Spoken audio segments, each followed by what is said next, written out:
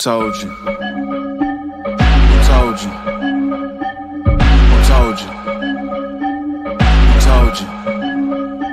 You what? God design, God design. Boy, buddies, can you hear me okay? We back again, man. We lighting it up today non-stop. We going in.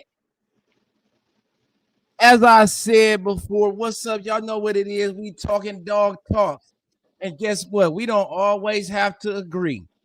As long as we keep it respectful. When I say it, I mean it. I'm real with that. What everything that I say and I do, I mean what I say. So, and without further ado, we're gonna bring in some opposing opinions. I don't know if we agree or this. We're gonna get to the bottom of it though. That's what's important to me. Let's we don't have to agree. And so you know, they've been telling me the more people say don't do it, that makes me want to do it even more. That's the type of person that I am. I ain't ducking no smoke, I ain't ducking no fade, I'm not tucking my tail. I'm for real with this. And so we got Olde World Cane Corsos on. Welcome to the show, David Winrich, the third. Yes, sir. Or is it yes, the sir. fourth? The third.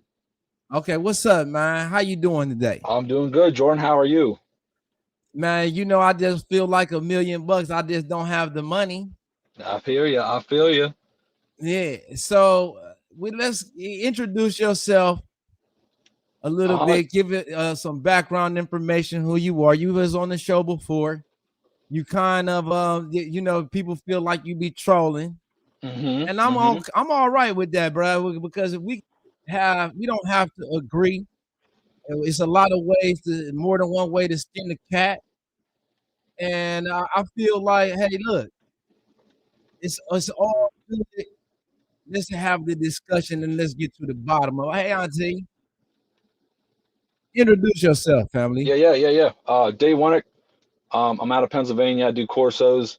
But I'm a massive guy. I'm a dog guy, so I watch and look at all dog, communities and breeds. Pick up, good stuff and bad stuff. So I watch them all. But I'm a mastiff guy, so obviously Boerboels probably right up there, neck and neck with popularity with the Corso. So, I watch Jordan's show here and there. I watch, some of the other guys' shows that channels that Jordan be on. And yeah, I've been in dogs for I think a little over a decade now. I got a background in breeding poultry and waterfowl. I'm big into genetics. Took a lot of genetics courses in high school, college, and that stuff. So I'm well versed in the genetics and whatnot, and that's about it. That's what's up, man. Hey, I can feel that dog enthusiasm in you, And like I said, man, this is for all dog lovers. It's not just for people with Boerboels or people with. And look, we all is welcome here because guess what?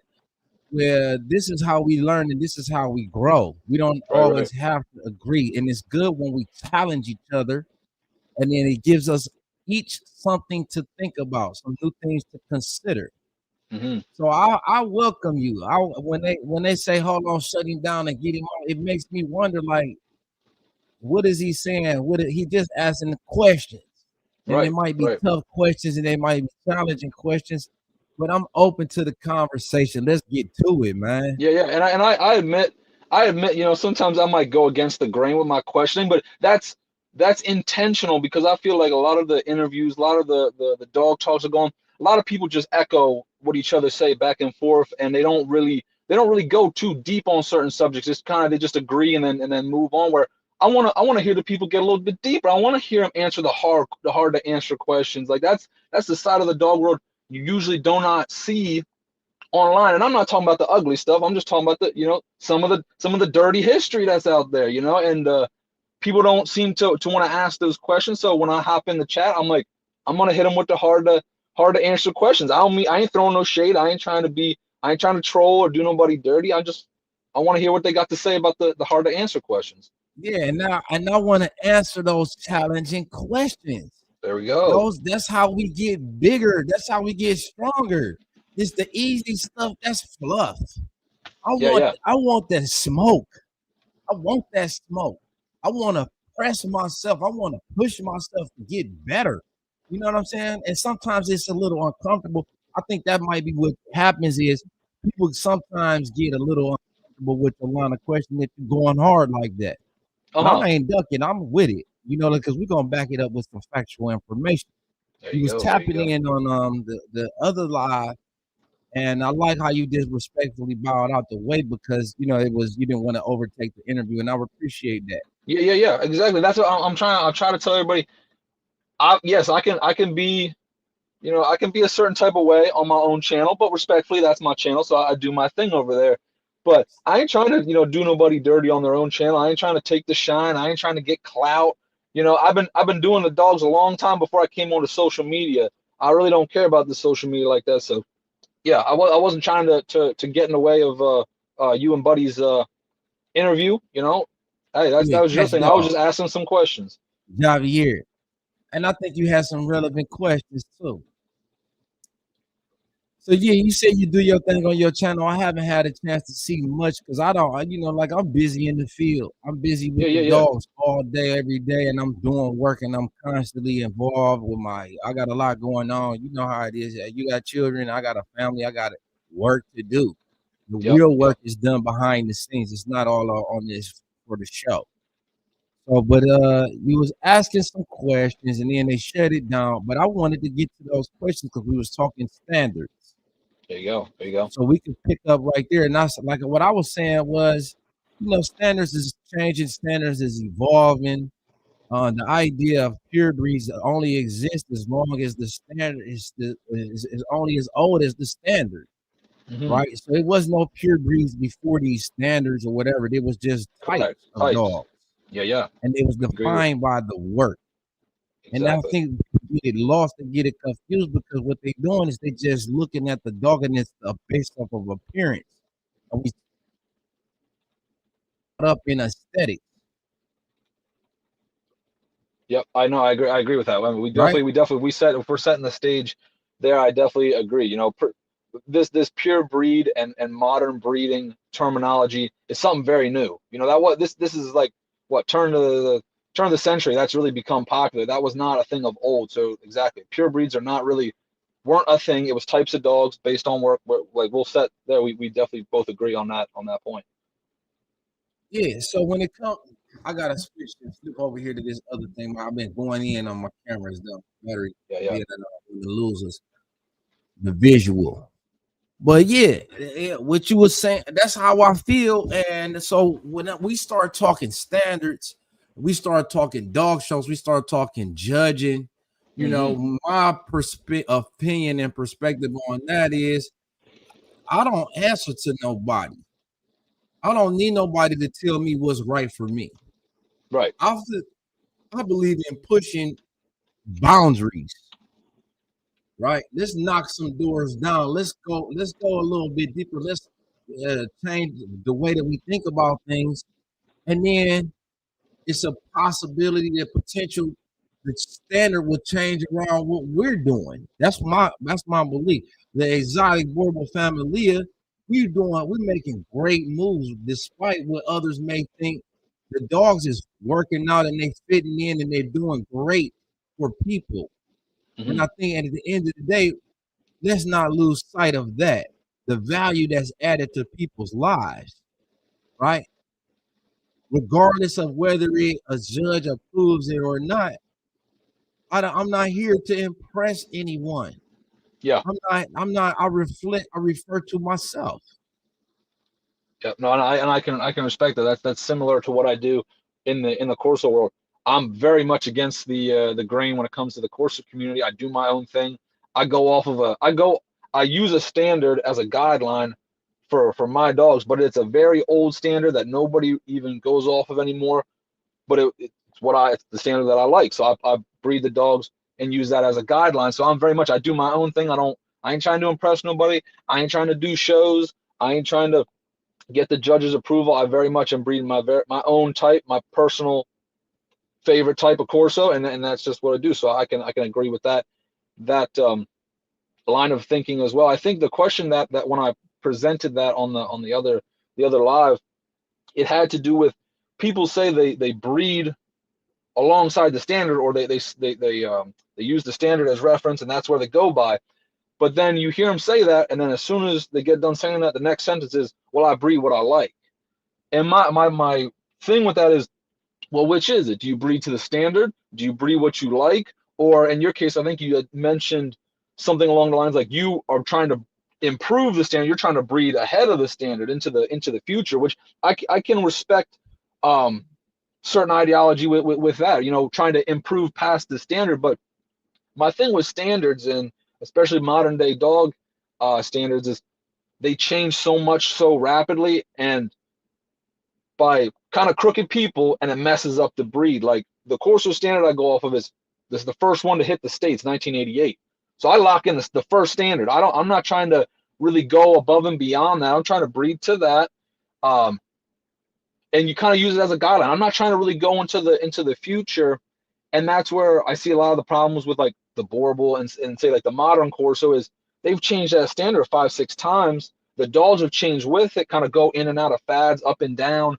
And then you get to the modern day product, and it's like there's more to be desired. Or I feel like the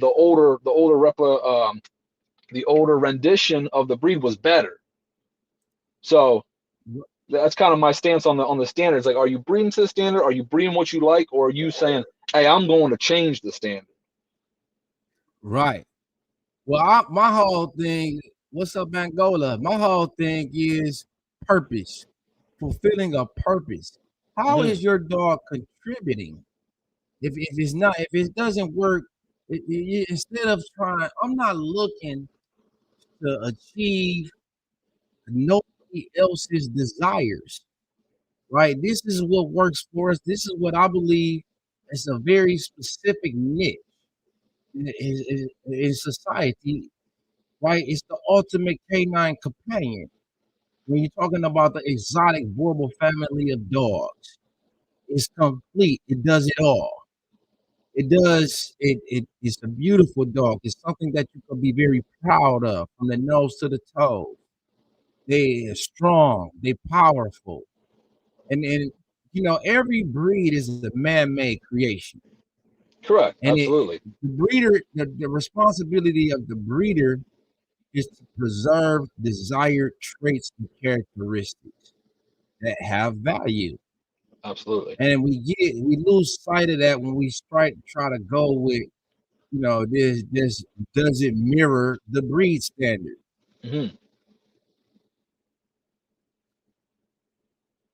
So that's kind of my thoughts, and that's what what I aim to do is excel. I'm looking to achieve excellence, not perfection, Yeah, because right. that's subjective. That's based off of opinion, Right. Right. and And I'm not perfection's trying not to. obtainable. Right there, you go, Yeah. 100%. So a lot of the like when it comes to these dogs, and you know this is pretty. Remember, dogs have been with us for thousands of years, not hundreds. Purebred and standardized dog breeding is modern. You're talking about the last 150 years.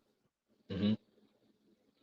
If you look at the dogs, the traditional working breeds, you're talking about the bulldog, the way that they have evolved and changed.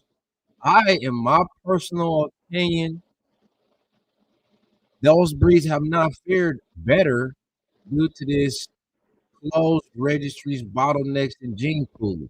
Absolutely. It is, Absolutely.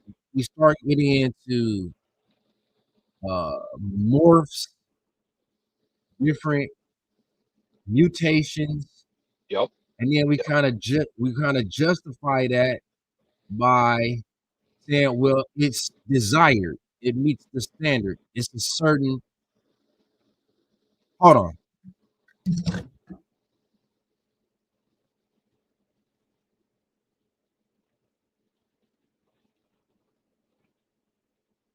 No, I cut in just to fill the gap, but I absolutely agree with what Jordan's saying about people get into these certain breeds and Yeah, whatnot, my and they pup is start in the other selecting. room. Yeah, yeah. Well, yeah, and I got to make sure I heard something. But no, I definitely agree with what you're saying. You know, people get into these breeds and they start selecting what they think is valuable traits, but in the grand scheme of things, it's detrimental traits to breeds, it's mutations, it's genetic anomalies that don't favor health and vitality and vigor and all this stuff. They're almost going against that. They select these genes like the Merle and all these other funky colors, and then before you know it, they're unaliving dogs accidentally through breeding because they don't know what they're doing with the genes. And that's not something you should be selecting for. You should be selecting for health, vitality, and whatever the desired phenotype of your breed is. And I feel like these people are they're going off, they're mostly going off of color and fancy things. And who can have that most oddball type dog, and it's not really productive to the breeds. There you go. Like it doesn't revolve. It doesn't have to do with symmetry or ear set or coat color. It's about survival. Yeah, absolutely. Right. Working dogs, that's the principles that they survive off. Does it fit? Is it fit? Is it functional? Yeah.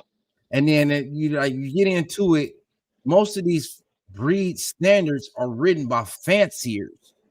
Correct. Not farmers, not warriors, not catch dog handlers. Correct. Right. These it's like models trying to tell a working person how you supposed to look. Yeah. How you supposed to use a hammer? How you supposed to use a chainsaw? Yeah, I feel that. Right. You feel me? And I'm actually in the field with mine. So I'm actually taking dogs, running them, challenging them, pushing them. My dogs I'm testing them. Yeah. They're fitting in, and if they don't, they fall behind, and then I exclude them from the gene pool. Facts. Yeah. Right. I got a hard. It's not really like but I'm very selective about the way that we move forward with our next generation. Right. The dog that I'm using right now is because he fits. He's social, he's active, he's powerful, he's beautiful, he's a natural breeder, and I feel like he's a big dog, large, he's still capable. Yeah. My ideal dog is a dog that can move, a dog that can run, but he's still large and powerful. He still has that presence. Mm-hmm. So when we start getting into standards, those dogs, if you're not very careful, those dogs end up going extinct. We'll lose all of that. Absolutely. Absolutely. And I've never, not to cut you off, but I've never heard you say that before. How you just said a couple things there. I'm like, I've never heard you say that before. Natural breeder, fit dog. He's still big. He can still do everything. He can still breed naturally. Because most of the people I see in the Boerboel community, the dogs look unhealthy. They look fat. They look incapable. They don't breed naturally. They're doing all the AIs in the world. The females can barely give birth to the puppies. They have to wet nurse them. They have to hand feed them. So I see that's the part of the breed I see in the public. And I'm like, oh, the Boerboel looks lousy in my eye when I'm seeing online. But if you're actually doing those things, that's much respect. That's what anybody should be doing with these working type dogs, is working them and selecting for, basically putting the human selection process on the dogs, but picking the survival of the fittest, picking the strongest, healthiest, most capable specimens. There you go. That's how we're going to, that's evolution. Exactly. That's true evolution, survival of the fittest. The strongest, only the strongest. So now I'm going to give you a perfect example, like with my latest litter, right? And I had a couple puppies that was weak. Mm-hmm. And my nephew came over and, he was looking at, because he co-owned the dog with me. I gave him the dog, placed the dog with him. And we had some puppies, he was telling me how he's formerly a bully breeder. Okay. And, his dad is my dude. They go through a whole lot to save their dogs. Sugar water and put them in the incubator, give them oxygen and all of this stuff. to survive, to make sure that the puppy survive. Well, I'm a little bit different. I feel like, look, we're going to concentrate on those dogs that are strong. Yes, Like absolutely. I'm weak ones, they gonna die. That's just the way that it's meant to be. Absolutely. Right. Absolutely. And that's the thing that a lot of people don't talk about. That's I 100% agree, because I am very much, I don't touch my females. When they're whelping, perfect example from here as well. This weekend we were in 90 plus degree heat all week. I'm sure you experienced the heat wave up there in Ohio. You know, we're not far away, 5-6 hours apart.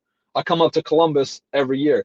So you had the heat wave. I had a female here whelp a litter, 95 degrees. Whelp 9 puppies. No casualties, no hard time whelping.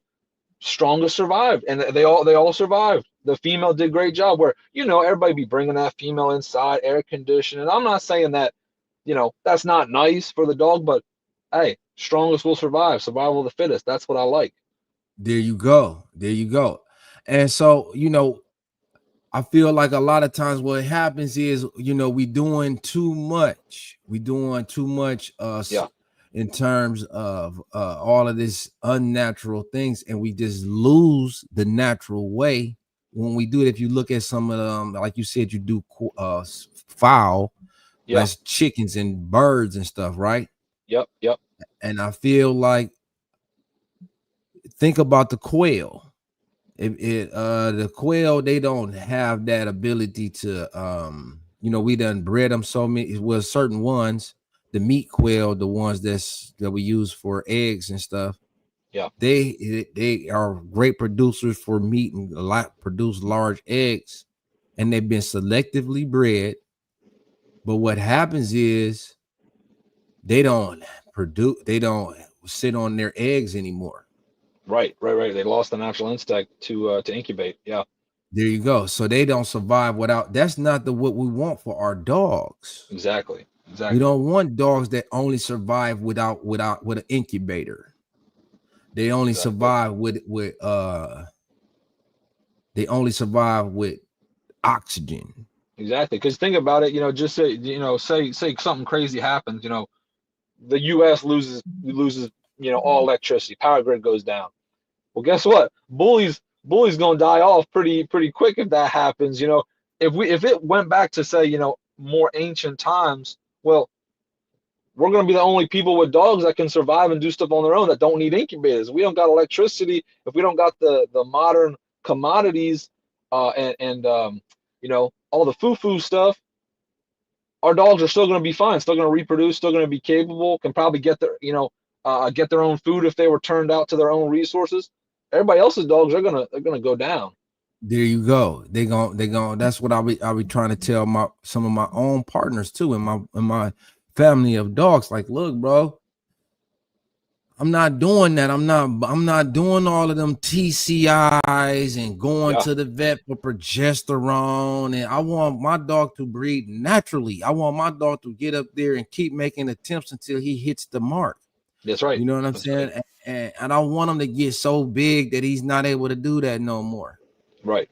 Absolutely. So I think sometimes what happens is, he said, what about the preservation? And we want to make sure that we get these these genetics.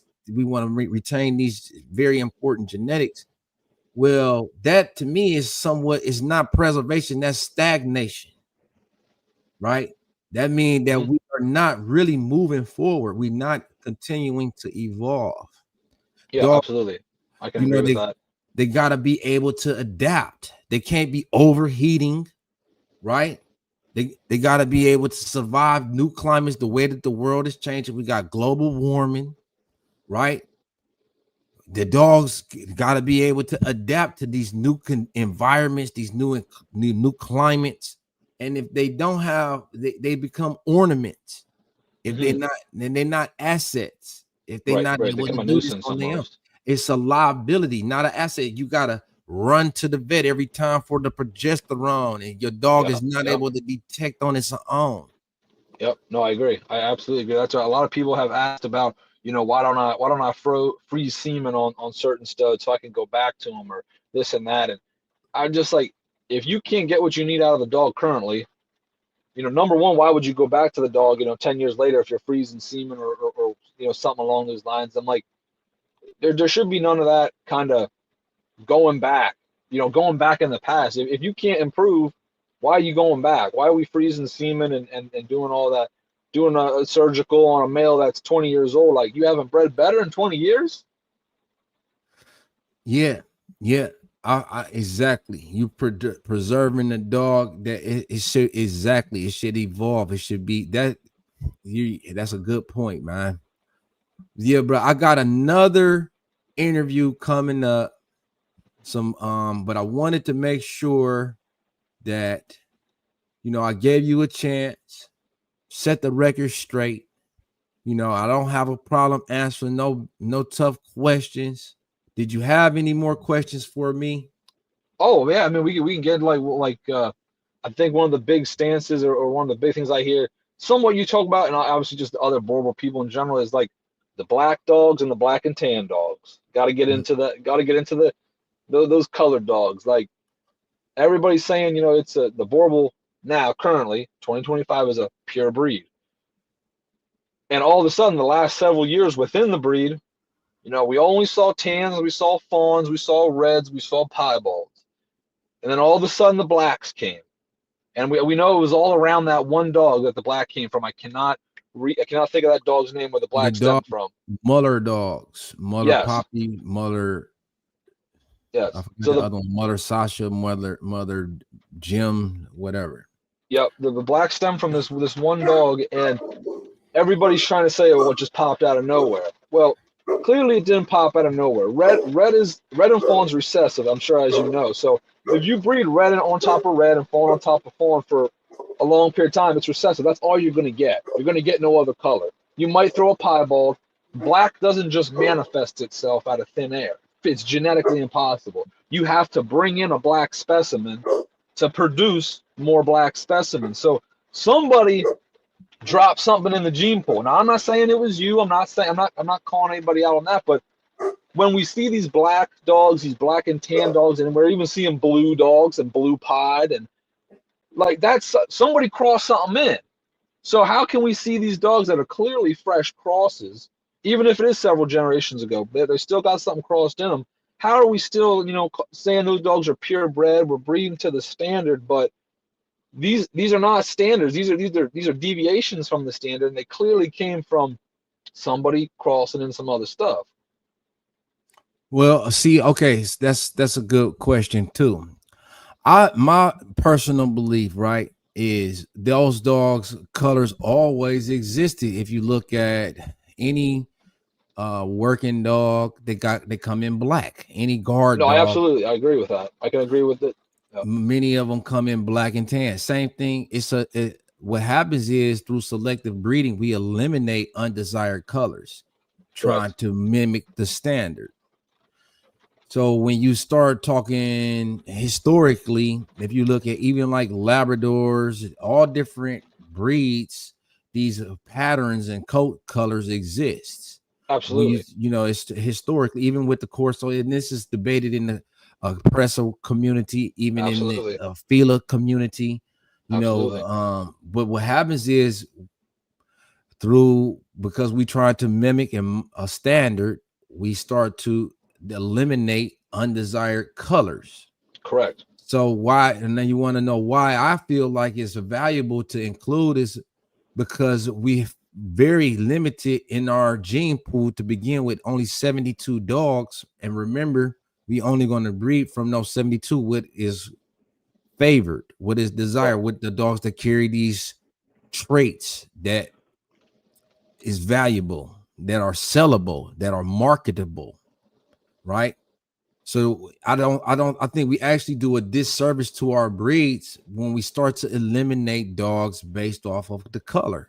I know, I agree 100%. I agree. I agree with that tenfold. My thing is not to say that the black or the black and tan dogs or the blue dogs are inferior or shouldn't be used.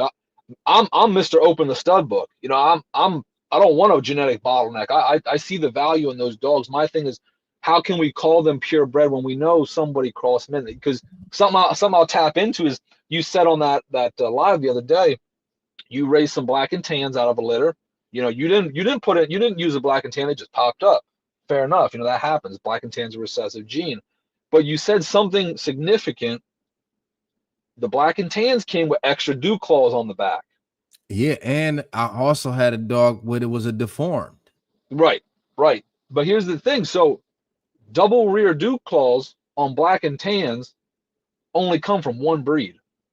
There's really only one breed that produces black and tans and is synonymous for double rear dew claws, and that's the Rottweiler. Oh no, what about the German Shepherd? Well, German Shepherd doesn't produce, that's sable. That wouldn't be black and tan points. That'd be like a black and tan sable. And I think the German Shepherds have rear dew claws, but they don't have double rear dew claws. It was just the rear, it's the fifth toe. Okay, so not double, just single rear dew claws. Okay. I mean, that could Rottweilers are still known for double and single rear dew claws. But the thing that's the German Shepherd doesn't have actual black and tan points. That'd be black and tan sable, or I think there's another carbon, something like that. Whatever the color is, I mean, it doesn't, to me, it's synonymous with mountainous breeds. If you look at the Central Asian Shepherds, if you look at the Tibetan Mastiff, you'll see that color pattern, and you also see the fifth toe on the back. I agree. It also was in my original Boerboels. Correct. So, I mean, and then like I said, those genetics, this is not something that I started. You know, correct. I'm not saying you did. No, I'm not. I'm just telling you. I'm saying, if you look at the gene pool, the family of dogs that I employ, the Cabaret bloodline, they have also experienced the black and tan. And I was like you, I was like, man, they had to cross something from the beginning. I was saying they had to cross something in there, because I've been breeding, line breeding, type breeding, inbreeding. For the first 10 years, I never experienced a black and tan.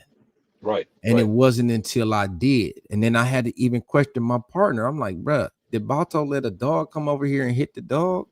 And I'm like, man, I know Balto ain't gonna just let a dog come in and mate with his girl.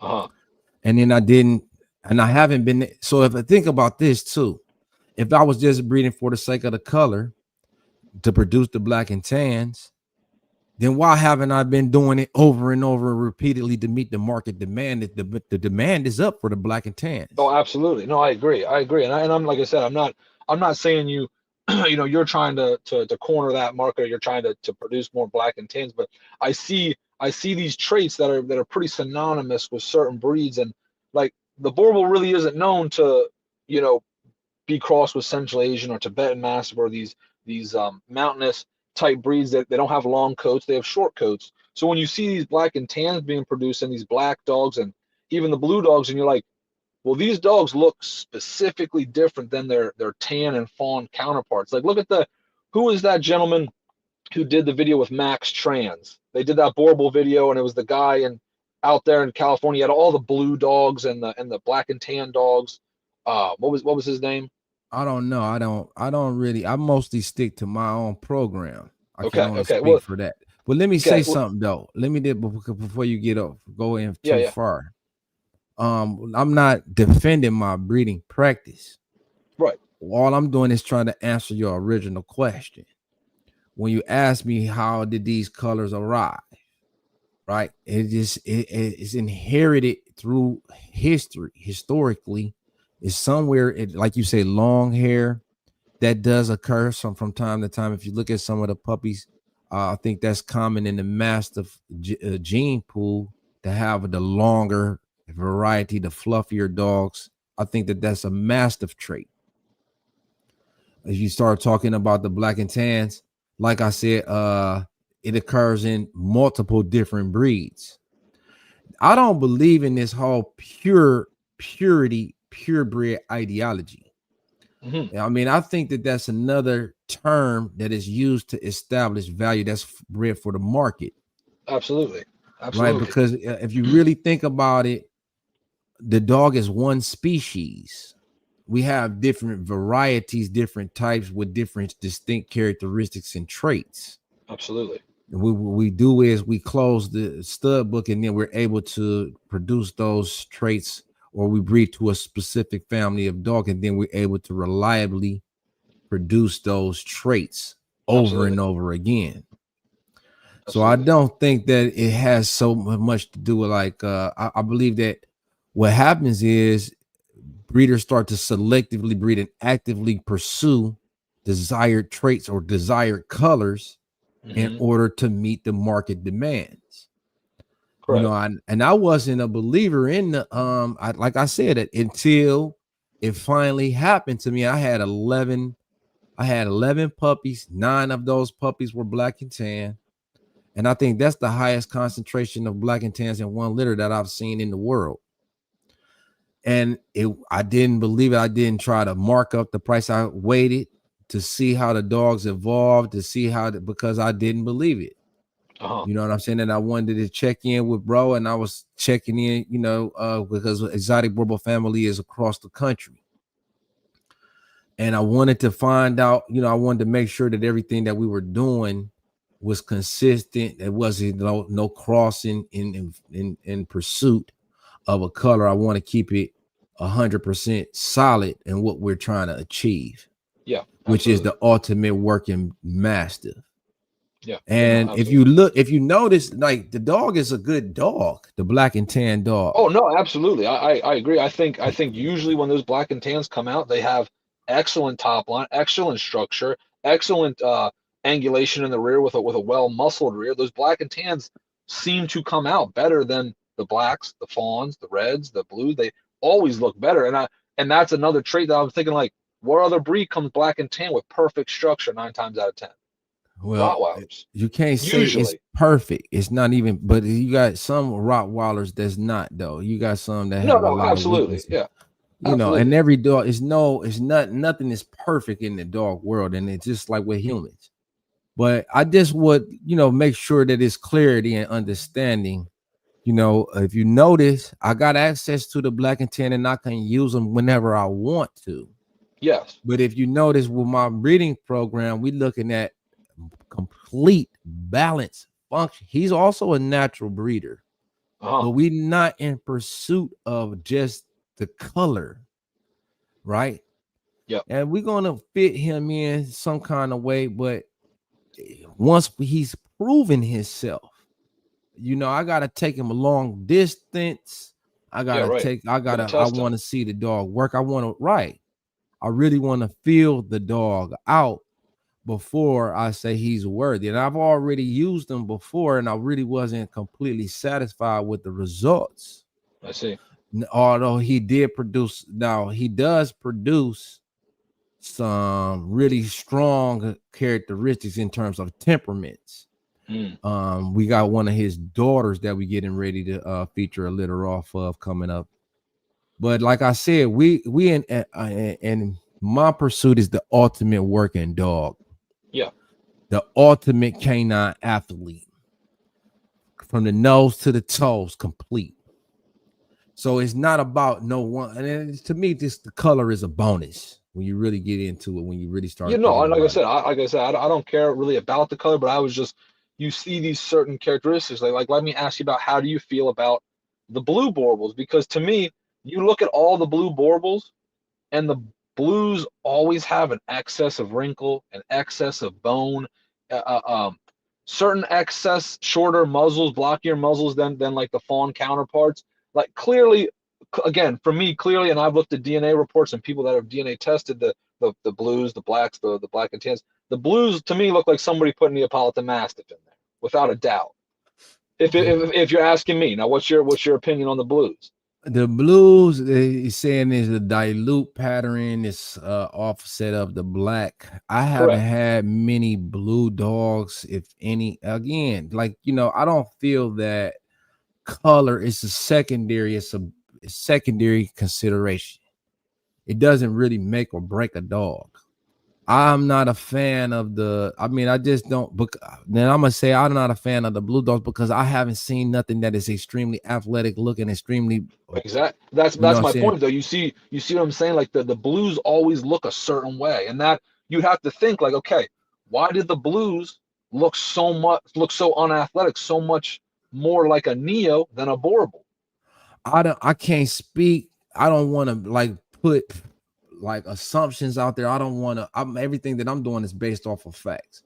And I only can speak to my personal preferences. Why I haven't included like went out and just got a blue dog or nothing because Yeah, I right. haven't seen one that left me like jaw dropping and shock and all. Like I got to have it, and that's just I got a very distinct dog that I'm trying to create. I'm looking for the something very specific in my breeding program that we trying to produce.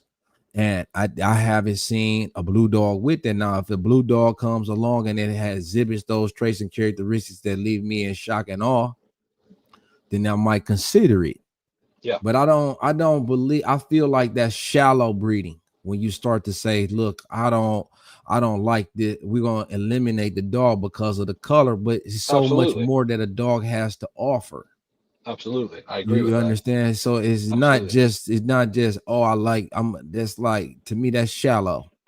That's No, I like agree. liking a person because of the clothes that they wear. At the end of the day, the clothes is coming off. We're gonna see who you really are. Are you able to perform? Can you do the work? And until I see a dog that represents what I'm trying to produce, then I don't see the value in including it. Now, there No, was a absolutely. blue dog that did go pretty far though, and it was controversial because the dog was it was the first Schutzhund accomplished Boerboel, Okay. and it was on I forget the person that owned the name, but the blue dog it was a guy named Norman, I believe. And he took the dog. It was the first dog to accomplish the Schutzhund working abilities and titles and stuff. But it was the fact that it was blue that people had a problem with. Right, right. No, I can And see that, and that I don't agree with the the different hate that certain colors gets. My thing is just when you see the certain colors and you can clearly see other breed traits and identities kind of coming through those specific colored dogs. You're like, all right, they're calling it a pure breed, but it's clearly looking like somebody doing some questions. But anyway, off that topic, I have another question before I don't know how long you want to go, but I got one more I want to okay, hit I you want to with. make sure I answer your questions and address all of your just address you. Yeah, yeah. So my other thing I've seen is, so I've been watching all the DNA reports that people are doing on the Boerboels, Wisdom Panel, Embark. I think there's even a third party one I've seen, and I'm seeing a lot of Boerboels come back. Bull Mastiff crosses, English Mastiff crosses, English Bulldog, Rottweiler being in there. So a lot of these dogs are coming back on DNA as having other breeds in them, and not a small amount, a decent amount of these other breeds. So that's my other thing.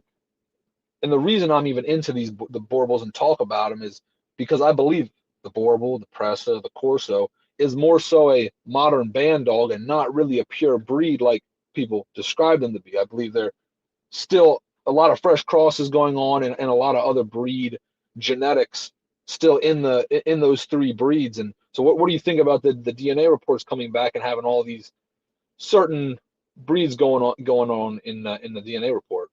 Well, the DNA is deceptive, to be honest, because if you really get into what is pure and what they can't guarantee the purity. And it's a guy, Catch Dog Cali K9. If you look at Okay. some of the stuff that he does, he's submitting reports with dogs and he tells them that it's a different breed than what it is Right. really Right. is. And they even go in it, they to say that this is not 100%. The point, so when you start, hold on, I was trying to look up that blue dog. I can't do two things at one time. I'm not Uh-huh. a multitasker. I'm a task switcher. What was it you said that the dog's coming up with Bull Mastiff? Well, Yeah, if you Bull look Mastiff, at English Mastiff. English Mastiff, Yeah. I feel like historically the breed, like you said, is a multi-generational cross, and I think that's the beauty of the Boerboel, that Yeah, we I agree. have such a diverse background. Like No, I agree, and that's originally, the same way. Not to cut you off, that's the same way with the Corso. Like Well, on my channel, we've kind of exposed the history of the American type Corso. It was Neo, Rottweiler, Pit Bull mixed together to make that Corso. And clearly, the Boerboel started with similar dogs: Bull Mastiff, English Mastiff. Maybe some Saint Bernard here, some Ridgeback. All that's great. I think that you're right. That's what makes the breeds decent. But there's too many people out there being like the Boerboel's of 100, a couple thousand-year-old breed that's pure, and that's why we can ask 10 grand a dog. And it's like, I want to see more people be truthful about really the history. And it seems like people are fantasize and falsify the history instead of being like upfront with people and tell them kind of what it really is. Well, yeah, I feel like historically, if we look at what originally created the breed, was the farmer breeding the dog out of usefulness and purpose. Mm-hmm. And so they would include dogs whatever fit their script. That would be the English Mastiff, the Bull Mastiff. So it doesn't really surprise me when especially when you're talking about DNA is fairly new. We're talking about 2006 or 7 or whatever. Yep. It doesn't surprise me at all when they come up with different breeds in the makeup, because I mean they don't really have where are they? What are they comparing the DNA to? Well, no, I agree. That's why I don't believe a lot of the DNA also myself. The only thing I can back up on DNA is I claimed for years that the Corsos were Neo Rot Pit Bull, specifically the one bloodline I work with. And then I DNA tested all those dogs. They're all ICCF registered. They're all purebred. And the DNA came back exactly what I've been preaching for years. It came back on the DNA result, Neo Rot Pit Bull. So clearly they've been a generational cross of that for, I think it's coming on 37 years now since the breed came into the country in 1988. And then I'm seeing the Boerboel, clearly the Boerboel has other breeds put in it. And clearly it's not like the DNA just kind of happened in recent years. Like the Rottweiler 100 years ago, if DNA just popped up, the Rottweiler would have 10 breeds in it. It's the fact that the DNA just popped up and the Rottweiler's established, the Doberman's established, so you don't get other breeds coming back up in the DNA. But when you hit recently created dogs like Boerboels, Pressas, Corsos, you start to see the different DNAs of other breeds coming up. Yeah, the DNA is another marketing scheme, right? If you really look into it, if you do the history, if you do your research and you do your homework, it's a tool that they use. What I believe a DNA value is in health, for health, making sure that you don't have breeding with genetic defects. If you're able to test for certain genetic markers that produce certain genetic known health issues, that's the value in DNA testing. Agreed. As far as breed purity, that's another modern concept. Yeah. So, but bro, I got something very important. I want to pull up my dude. We're gonna do another discussion. But look, we could pick up and do a part 2. Absolutely. I'm gonna put down some more questions. I hope that I answered as many thoroughly as you can. And I think that this was a very enlightening conversation. I think that we was able to clear some things up, and I really enjoyed it. To be honest, like I did too. I thought it was very constructive conversation. I thought everybody was very civil and handled themselves as men, which I don't see why we couldn't have done that, and I don't see why other people think that I can't uphold myself in the public like a man and speak cordially and have a constructive conversation about dogs. Like I'm just like yourself. I'm really in this day and night. Take care of a lot of dogs. I'm in the dog world 24/7. I'm a dog man. I retract that. I'm not going to call myself a dog man. I don't think people should refer to themselves as dog men. That's a term that should be. I'm a furry. I'm a furry. Yeah,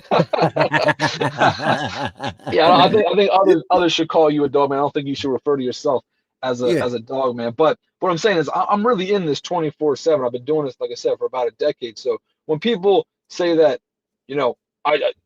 certain people shouldn't let me on their live, and I shouldn't get to be able to speak about dogs in the public, when I think I have a lot of research and a lot of knowledge on certain aspects. I'm not saying all breeds, especially Corsos. I'm a Corso guy, so that's where most of my information is going to lie. But to try to closet me and say that I shouldn't be able to speak on other people's podcasts like we're doing right now and having I think I said a good constructive conversation, I think it's kind of biased if I'll say so myself. And that's why I had you on, because I didn't want to be biased. I'm open. It's an open, as long as we can remain respectful, I think, and we can have the debate, the facts, and we can toss facts back and forth. And that's what it's about, man. It's about empowering us with knowledge and defending against this. You know, we use knowledge and information as a shield. Yeah. So, you know, I'm looking forward to part 2, bro. I think that it's I ain't ducking no smoke. I'm looking for this. There you go. And that's respectable, because there's a lot of guys out there that are ducking the smoke, and it's not even real smoke. They're just ducking the hard to answer questions for some reason. Yeah, but no, listen, I'm gonna tell you this, man. Don't worry. Continue to do you. Don't worry about what nobody else have to say. If you know that what you're doing, if you believe in what you're doing, that's what you do, family.